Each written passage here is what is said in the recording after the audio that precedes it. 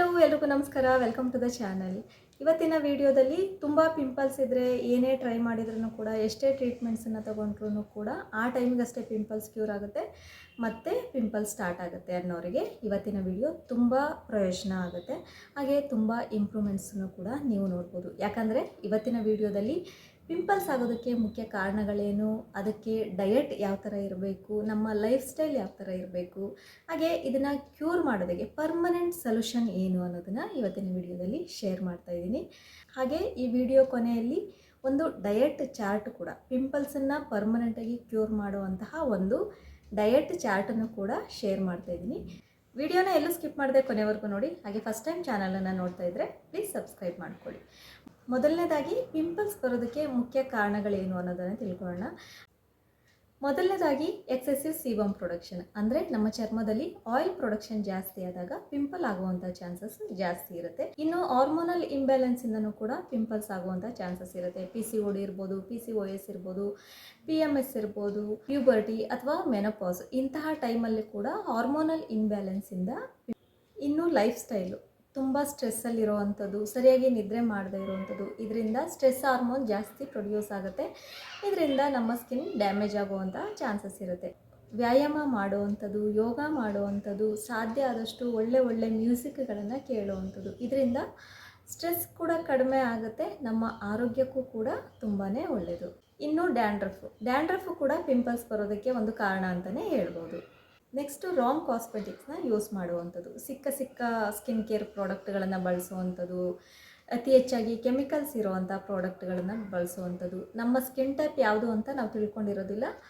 ಮಾರ್ಕೆಟಲ್ಲಿ ಯಾವುದು ಅಡ್ವರ್ಟೈಸ್ಮೆಂಟ್ ಇರುತ್ತೋ ಅದನ್ನು ತಗೊಂಡು ಯಾರೋ ಒಬ್ಬರು ಬಳಸ್ತಾರೆ, ಅವರ ಸ್ಕಿನ್ನಿಗೆ ಅದು ಸೆಟ್ ಆಗುತ್ತೆ. ಸೊ ಒಬ್ಬರ ಸ್ಕಿನ್ನಿಗೆ ಹೊಂದ್ಕೊಳ್ಳುವಂಥ ಪ್ರಾಡಕ್ಟ್ಸು ಎಲ್ಲರೂ ಸ್ಕಿನ್ಗೂ ಸರಿಯಾಗಿ ಹೊಂದ್ಕೋಬೇಕು ಅಂತ ಏನೂ ಇರೋದಿಲ್ಲ.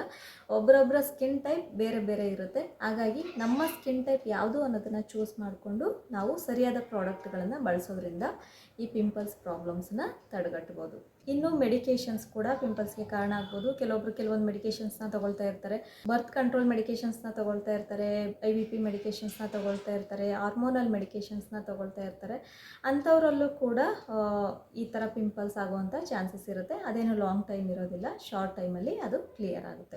ಇನ್ನು ತುಂಬಾ ಮುಖ್ಯವಾದಂಥದ್ದು ಡೈಜೆಸ್ಟಿವ್ ಇಶ್ಯೂ ಇದ್ದರೆ, ಯಾಕಂದರೆ ಇತ್ತೀಚೆಗೆ ನಾವು ತಿನ್ನುವಂಥ ಆಹಾರ, ಅದರಲ್ಲೂ ಜಂಕ್ ಫುಡ್ಸ್ ಇರ್ಬೋದು, oily foods, deep fried foods, packaged foods, ಅತಿ ಹೆಚ್ಚಾಗಿ ಜಂಕ್ ಫುಡ್ನ ತಿನ್ನೋದ್ರಿಂದನೂ ಕೂಡ ಪಿಂಪಲ್ಸ್ ಜಾಸ್ತಿ ಆಗುತ್ತೆ. ಯಾಕಂದರೆ ನಾವು ತಿಂದಂಥ ಆಹಾರ ಸರಿಯಾಗಿ ಜೀರ್ಣ ಆಗದೇ ಇದ್ದರೆ, ಕಾನ್ಸ್ಟಿಪೇಷನ್ ಇದ್ದರೆ, ಮೋಷನ್ ಸರಿಯಾಗಿ ಪಾಸ್ ಆಗದೇ ಇದ್ದಾಗ ನಮ್ಮ ಕರುಳಲ್ಲಿ ಕೆಟ್ಟ ಬ್ಯಾಕ್ಟೀರಿಯಾಗಳು, ಬ್ಯಾಡ್ ಬ್ಯಾಕ್ಟೀರಿಯಾಗಳ ಗ್ರೋತ್ ಜಾಸ್ತಿ ಆಗುತ್ತೆ. ಇದರಿಂದ ಪಿಂಪಲ್ಸ್ ಆಗುವಂಥ ಚಾನ್ಸಸ್ ಜಾಸ್ತಿ ಇರುತ್ತೆ. ಇನ್ನು ಹೈಜಿನ್, ಸರಿಯಾಗಿ ಸ್ಕಿನ್ ಕೇರ್ ಮಾಡದೇ ಇರುವಂಥದ್ದು, ಮುಖಕ್ಕೆ ತಿಂಗಳಾನ್ಗಟ್ಟಲೆ ಒಂದೇ ಟವಲನ್ನು ಯೂಸ್ ಮಾಡುವಂಥದ್ದು, ಅಟ್ಲೀಸ್ಟ್ ವಾರಕ್ಕೆ 2 ಸರಿ ಆದರೂ ಮುಖಕ್ಕೆ ಬಳಸುವಂಥ ಟವಲನ್ನು ಕ್ಲೀನ್ ಮಾಡ್ತಾ ಇರಬೇಕು. ಇನ್ನು ಕೆಲವೊಂದು ಮಿಸ್ಟೇಕ್ಸನ್ನು ಮಾಡ್ತಾರೆ. ಮುಖ ಒರೆಸ್ಕೊಳ್ಳೋದಕ್ಕೂ ಅದೇ ಟವಲ್ಲು, ಮೈ ಒರೆಸ್ಕೊಳ್ಳೋದಕ್ಕೂ ಅದೇ ಟವಲ್ಲು, ಕೈ ಕಾಲು ಒರೆಸ್ಕೊಳ್ಳೋದಕ್ಕೂ, ತಲೆ ಒರೆಸ್ಕೊಳ್ಳೋದಕ್ಕೂ ಕೂಡ ಒಂದೇ ಟವಲನ್ನು ಬಳಸುವಂಥದ್ದು. ಈ ರೀತಿ ತಪ್ಪುಗಳನ್ನು ಮಾಡಬೇಡಿ. ಮುಖ ಒರೆಸ್ಕೊಳ್ಳೋದಕ್ಕೆ ಅಂತಲೇ ಸಪ್ರೇಟಾಗಿ ಒಂದು ಚಿಕ್ಕ ಟವಲನ್ನು ಇಟ್ಕೊಳ್ಳೋದು ರೂಢಿ ಮಾಡಿಕೊಡಿ. ಇದರಿಂದ ಬ್ಯಾಕ್ಟೀರಿಯಾಗಳನ್ನ ಸ್ಪ್ರೆಡ್ ಆಗೋದು ಕಡಿಮೆ ಆಗುತ್ತೆ, ಆದಷ್ಟು ಪಿಂಪಲ್ಸ್ ಕೂಡ ಕಡಿಮೆ ಆಗುತ್ತೆ. ಇನ್ನು ಕೆಲವರಿಗೆ ತುಂಬ ಒಳ್ಳೆಯ ಅಭ್ಯಾಸಗಳಿರುತ್ತೆ. ಪಿಂಪಲ್ಸ್ ಕಂಡ ತಕ್ಷಣ ಅದನ್ನು ಸ್ಕ್ವೀಸ್ ಮಾಡಿ ಕಿತ್ತು ತೆಗೆಯುವಂಥದ್ದು.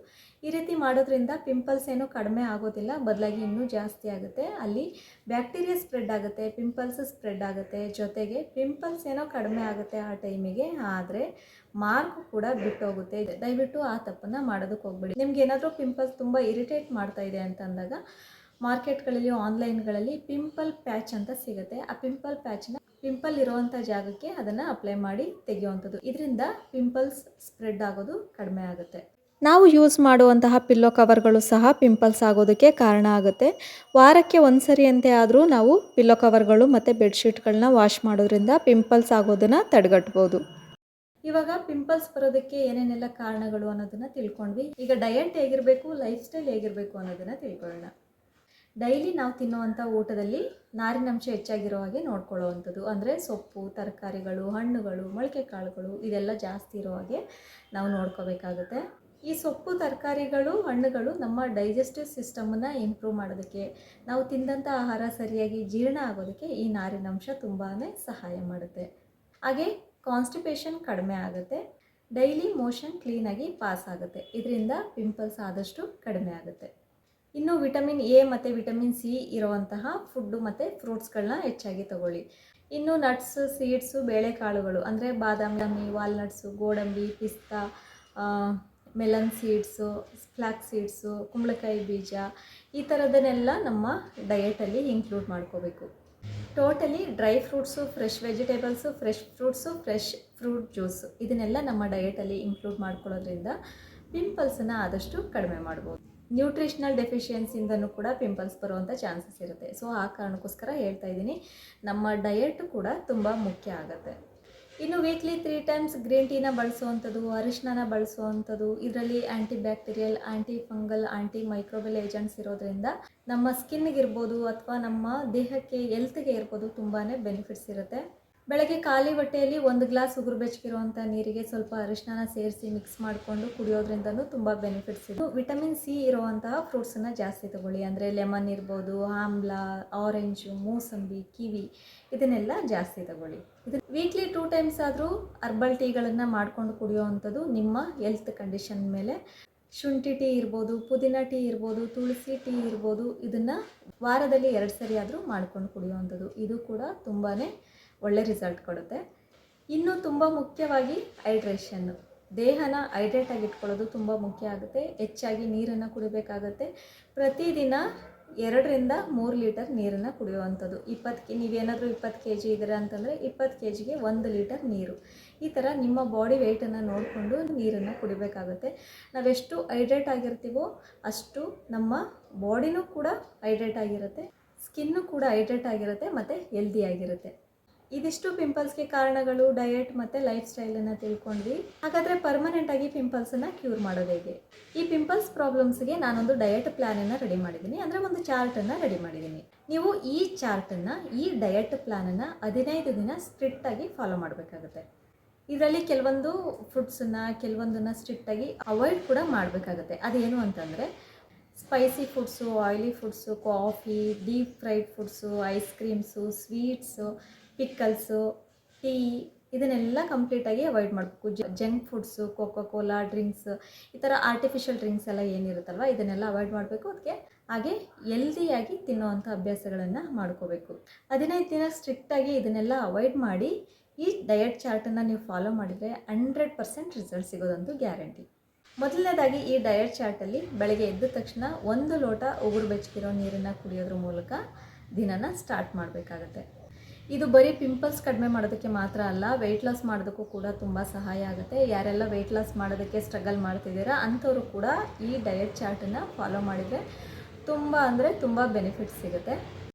ಈ ಡಯಟ್ ಚಾರ್ಟನ್ನು ನಾನಿಲ್ಲಿ ಕ್ಲೀನಾಗಿ ಬರೆದು ಮೆನ್ಷನ್ ಮಾಡಿದ್ದೀನಿ, ಟೈಮಿಂಗ್ಸು ಮತ್ತು ಪೂರ್ತಿ ದಿನ ಹೇಗಿರಬೇಕು ಅನ್ನೋದನ್ನು. ಬೆಳಗ್ಗೆ 5:30ಯಿಂದ ನಾವು ಸ್ಟಾರ್ಟ್ ಮಾಡಬೇಕಾಗುತ್ತೆ.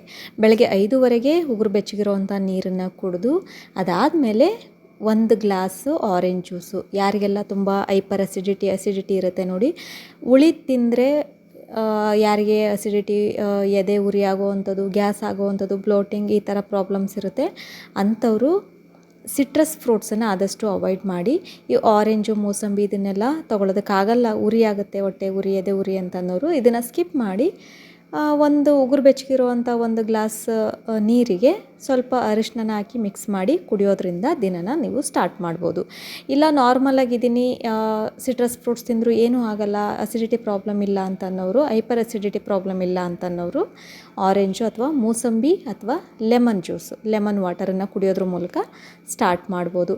ಇದರಲ್ಲಿ ಕಂಪ್ಲೀಟ್ ಡೀಟೇಲ್ಸ್ ಇದೆ. 15 ದಿನಕ್ಕೆ ಪ್ರತಿದಿನ ಬೆಳಗ್ಗೆಯಿಂದ ರಾತ್ರಿ ಮಲಗೋವರೆಗೂ ಏನೇನೆಲ್ಲ ಕಂಪ್ಲೀಟಾಗಿ ಡಯಟ್ ಪ್ಲ್ಯಾನ್ ಇಲ್ಲಿದೆ. ಇದ್ರ ಜೊತೆಗೆ ಡೈಲಿ ಆ್ಯಕ್ಟಿವಿಟೀಸ್ ಕೂಡ ಮುಖ್ಯ ಆಗುತ್ತೆ. ಡೈಲಿ ಎಕ್ಸಸೈಸ್ ಮಾಡುವಂಥದ್ದು, ಯೋಗ ಮಾಡುವಂಥದ್ದು, ಚೆನ್ನಾಗಿ ನೀರು ಕುಡಿಯೋವಂಥದ್ದು, ಹೆಲ್ದಿಯಾಗಿ ತಿನ್ನೋವಂಥದ್ದು, ಸ್ಟ್ರೆಸ್ಸನ್ನು ಕಡಿಮೆ ಮಾಡಿಕೊಂಡು ಅಟ್ಲೀಸ್ಟ್ 6 to 8 hours ಚೆನ್ನಾಗಿ ನಿದ್ರೆ ಮಾಡುವಂಥದ್ದು. ಸಂಜೆ 7:30 ಆದಮೇಲೆ ಊಟ ತಿನ್ನೋದನ್ನು ಆದಷ್ಟು ಕಡಿಮೆ ಮಾಡ್ಕೋಬೇಕು. 7:30 ಒಳಗೆ ನಿಮ್ಮ ಊಟ ಎಲ್ಲ ಏನಿರುತ್ತೆ ಅದನ್ನೆಲ್ಲ ಮುಗಿಸ್ಕೊಂಡು 8 ಗಂಟೆ 8:30ಗೆ ನಿದ್ರೆ ಮಾಡುವಂಥದ್ದು ತುಂಬಾ ಒಳ್ಳೆ ರಿಸಲ್ಟ್ ಕೊಡುತ್ತೆ. ಸ್ಕಿನ್ ಕೂಡ ಚೆನ್ನಾಗಿ ಗ್ಲೋ ಆಗುತ್ತೆ, ಆರೋಗ್ಯನೂ ಕೂಡ ಚೆನ್ನಾಗಿ ಆಗುತ್ತೆ, ಬಾಡಿ ಕೂಡ ಡಿಟಾಕ್ಸ್ ಆಗುತ್ತೆ ಮತ್ತು ನಮ್ಮ ಇಮ್ಯುನಿಟಿನೂ ಕೂಡ ಚೆನ್ನಾಗಿ ಬೂಸ್ಟ್ ಆಗುತ್ತೆ. ಇನ್ನು ಕೆಲವ್ರಿಗೆ ಕಾಫಿ ಟೀನ ಬಿಡೋದಕ್ಕೆ ಆಗಲ್ಲ, ತುಂಬ ಅಡಿಕ್ಟ್ ಆಗಿರ್ತೀವಿ ಅನ್ನೋವಂಥವ್ರು ದಿನಕ್ಕೆ ಒಂದು ಅರ್ಧ ಕಪ್ಪನಷ್ಟು ಕಾಫಿ ಟೀನ ಕುಡಿದ್ರೆ ಸಾಕಾಗುತ್ತೆ. ಕುಡಿದೇ ಇದ್ದರೆ ಇನ್ನೂ ಒಳ್ಳೆಯದು, ಬಟ್ ಬಿಡೋದಕ್ಕೆ ಆಗಲ್ಲ ಅಂತನೋರು ದಿನಕ್ಕೆ ಒಂದು ಅರ್ಧ ಕಪ್ಪು ಕುಡಿದ್ರೆ ಸಾಕು. ಇನ್ನು ಕೆಲವ್ರಿಗೆ ತುಂಬ ಹಸ್ವಾಗ್ತಾ ಇರುತ್ತೆ, ತುಂಬ ಸುಸ್ತಾಗ್ತಾ ಇರುತ್ತೆ, ಈ ಡಯಟಲ್ಲಿ ಇರೋ ಅಂಥದ್ದು ಅಷ್ಟು ಸಾಕಾಗಲ್ಲ, ನಮಗೆ ಇನ್ನೂ ತಿನ್ನಬೇಕು ಅಂತ ಅನಿಸಿದ್ರೆ ಸ್ವಲ್ಪ ರೈಸನ್ನು ಸೇರಿಸ್ಕೋಬೋದು. ಅದ್ರ ಜೊತೆಗೆ ಚಪಾತಿ ಬೇಡ, ಚಪಾತಿ ತಿನ್ನೋಕ್ಕಾಗಲ್ಲ ಅಂತ ಅನ್ನೋರು ಮುದ್ದೆನೂ ಕೂಡ ತಿನ್ಬೋದು. ಮುದ್ದೆ, ಅನ್ನ ಎಲ್ಲದನ್ನು ತೊಗೋಬೋದು, ಆದರೆ ಎಲ್ದಿಯಾಗಿರಲಿ ಅಂತಲೇ ಹೇಳೋದು. ಆರ್ಟಿಫಿಷಿಯಲ್ ಫುಡ್ಸನ್ನು ಆದಷ್ಟು ಅವಾಯ್ಡ್ ಮಾಡಿ ಎಲ್ದಿಯಾಗಿ ತೊಗೊಳ್ಳಿ ಅಂತ ಹೇಳ್ತೀನಿ. ಆರ್ಟಿಫಿಷಿಯಲ್ ಫುಡ್ಡು, ಜಂಕ್ ಫುಡ್ಗಳು, ಫ್ರೈಡ್ ಫುಡ್ಡು ಇದನ್ನೆಲ್ಲ ಅವಾಯ್ಡ್ ಮಾಡಿ ಎಲ್ದಿಯಾಗಿ ತೊಗೊಂಡ್ರೆ ಏನೂ ತೊಂದರೆ ಆಗೋದಿಲ್ಲ. Junk foods, oily foods, deep fried food, sweets, ice creams ಇದನ್ನೆಲ್ಲ ಕಂಪ್ಲೀಟಾಗಿ ಅವಾಯ್ಡ್ ಮಾಡಿ 15 ದಿನ ಇದನ್ನು ನೀವು ಫಾಲೋ ಮಾಡಿದರೆ ರಿಸಲ್ಟ್ ಅಂತೂ 100% ಸಿಗುತ್ತೆ. ನಮ್ಮ ಸ್ಕಿನ್ಗೆ ವಿಟಮಿನ್ ಎ ಮತ್ತು ವಿಟಮಿನ್ ಇ ತುಂಬಾ ಮುಖ್ಯ ಆಗುತ್ತೆ. ನಮ್ಮ ಡಯೆಟಲ್ಲಿ ಕ್ಯಾರೆಟ್ಗಳಿರ್ಬೋದು, ಬಾಳೆಹಣ್ಣುಗಳಿರ್ಬೋದು, ಮೊಳಕೆ ಕಾಳುಗಳಿರ್ಬೋದು ಇದನ್ನೆಲ್ಲ ಹೆಚ್ಚಾಗಿ ಸೇವನೆ ಮಾಡಬೇಕಾಗುತ್ತೆ. ಮೊಳಕೆ ಕಾಳುಗಳು, ಹಸಿರು ಸೊಪ್ಪು, ತರಕಾರಿಗಳು ಇದನ್ನೆಲ್ಲ ನಮ್ಮ ಡಯೆಟಲ್ಲಿ ಸೇರಿಸ್ಕೊಳ್ಳೋದ್ರಿಂದ ತುಂಬಾ ಬೆನಿಫಿಟ್ಸ್ ಸಿಗುತ್ತೆ ಸ್ಕಿನ್ಗೆ ಮತ್ತು ಹೆಲ್ತ್ಗೆ. ಸೊ ಇದಾಗಿತ್ತು ಇವತ್ತಿನ ವಿಡಿಯೋ ಇಷ್ಟ ಆದರೆ ಪ್ಲೀಸ್ ಲೈಕ್ ಮಾಡಿ, ಶೇರ್ ಮಾಡಿ, ಸಬ್ಸ್ಕ್ರೈಬ್ ಮಾಡೋದನ್ನು ಮರಿಬೇಡಿ.